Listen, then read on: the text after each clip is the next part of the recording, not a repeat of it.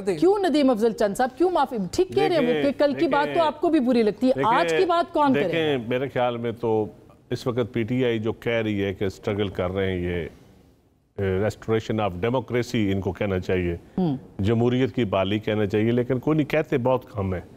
इसी तरह मेरे ख्याल में जिस तरह अमेरिका मान ली के नहीं है नहीं मैं तो तस्लीम करता हूं, वो तो कहते हैं वो मैं इसी तरह आपको भी माफी मांगनी चाहिए कि आपने सिविलियन का मिलिट्री ट्रायल उस वक्त, मैं तो समझता हूं आज भी मैं तो मिलिट्री ट्रायल के कभी भी हक में बिल्कुल सही आज और आपके दौर में भी कहा था जब आप, और ये जो आज की कैबिनेट है, मुझे एक काबीना का बंदा दिखा दे, शायद श्री मिजारी ने बात की हो, बाकी किसी ने नहीं की थी शायद। मैं आपको बताऊं, ये आज भी मैं झगड़ा साहब जैसे बंदे जो हैं, अच्छे लोग हैं, ये आज भी कहें कि जो हमारे दौर में भी गलत हुआ हम उससे माफी मांगते हैं और आंदा भी नहीं होना चाहिए।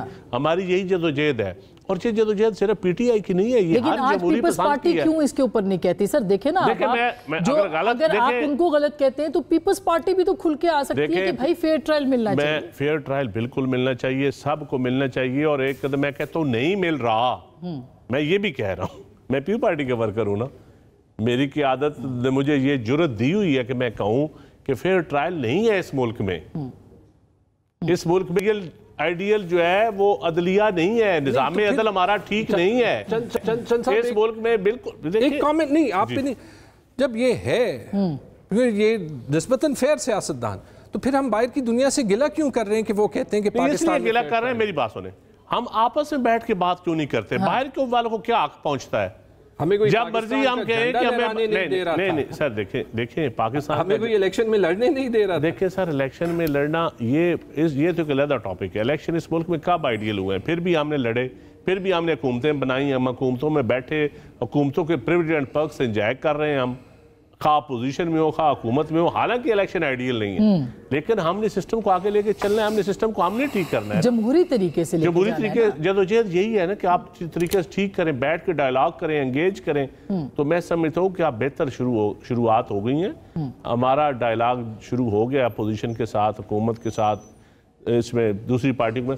अब इसमें नेक नीति की बुनियाद पर ये आगे चलना चाहिए, इसमें बद नीति नहीं होनी चाहिए। इसमें रोज ये तंदो तेज जो असेंबली में तकरीरें हो रही हैं, एक दूसरे को तानेबाजी सोशल मीडिया पे आ रहा है, ये मैं समझता हूँ फिलहाल बंद होना चाहिए। और दूसरा, बाहर के सारी सियासी जमातों को इसी कमेटी के प्लेटफॉर्म से कह भी देना चाहिए कि हम बैरूनी मुदाखलत हम इसमें जो है वो मंजूर नहीं करेंगे, कबूल नहीं करेंगे। बिल्कुल कहना चाहिए, और प्रेशर जो है उसके ऊपर अगर बिल्कुल कहना चाहिए। और हमारा जो एक नेशनल सिक्योरिटी के जो हमारी चीजें हैं उस पर कोई कंप्रोमाइज नहीं हमें करना चाहिए।